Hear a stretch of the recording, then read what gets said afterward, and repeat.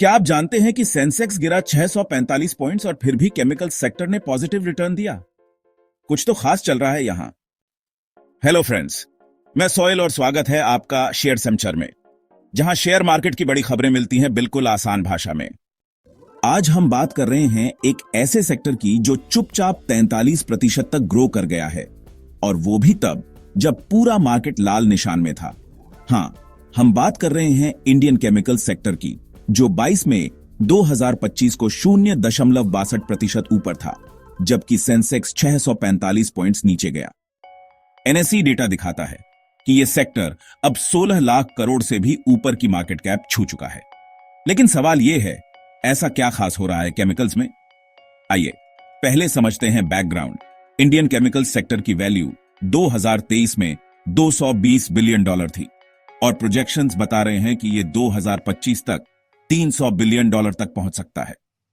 Speciality chemicals alone expected है $92.6 billion तक grow करने बाय 2033। एसआरएफ, दीपक नाइट्राइट और पिडिलाइट जैसी कंपनियों ने Q4 FY25 में धमाल मचा दिया। ब्लूमबर्ग के मुताबिक एसआरएफ की रेवेन्यू 21% बढ़ी और प्रॉफिट 24.5% उछला। 4,313 करोड़ की इनकम और 526 करोड़ का फायदा। दीपक नाइट्राइट ने 2,126 करोड़ की रेवेन्यू और 25.6% का प्रॉफिट ग्रोथ दिखाया। पिडिलाइट ने तो चौंका ही दिया, 41% पीएटी ग्रोथ और 3,130 करोड़ की रेवेन्यू के साथ 3% का स्टॉक प्राइस जंप। लेकिन पिक्चर इतनी परफेक्ट भी नहीं है। आरटी इंडस्ट्रीज जैसे प्लेयर्स का प्रॉफिट 27% गिरा।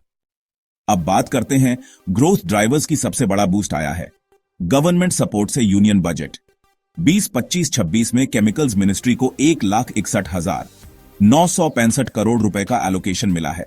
साथ ही पीएलआई स्कीम और क्वालिटी कंट्रोल ऑर्डर्स ने सेक्टर को ऑर्गेनाइज्ड और एक्सपोर्ट रेडी बनाया है। दूसरा बड़ा कारण है China plus one strategy. Global companies अब चाइना पर डिपेंड नहीं रहना चाहती। इंडिया एक नेचुरल ऑल्टरनेटिव बन रहा है, स्पेशली क्योंकि यहां स्किल्ड लेबर और रॉ मटेरियल्स अवेलेबल हैं। एक्सपोर्ट एंगल भी स्ट्रांग है।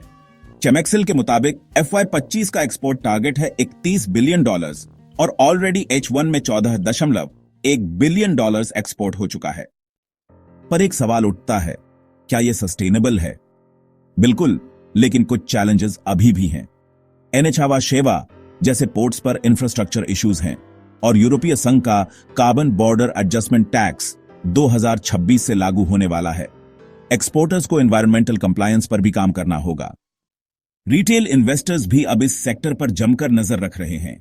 Expert at zero the markets और एट रघाव वाधवा जैसे प्रोफाइल्स इसकी डीप एनालिसिस कर रहे हैं।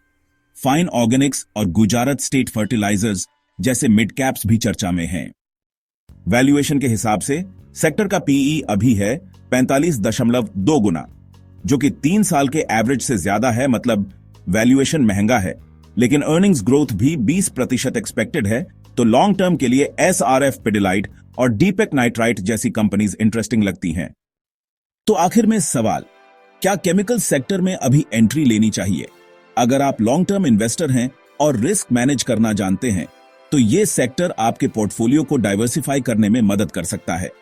गवर्नमेंट का पुश, ग्लोबल सप्लाई चेन में शिफ्ट और राइजिंग डोमेस्टिक डिमांड, ये सब मिलकर इस सेक्टर को एक सॉलिड लॉन्ग टर्म बेट बना रहे हैं। तो दोस्तों, अगर आपको यह वीडियो वैल्यूएबल लगा हो तो लाइक जरूर करें, कमेंट करके बताएं आपकी फेवरेट केमिकल स्टॉक कौन सी है, और चैनल को सब्सक्राइब करना मत भूलिए।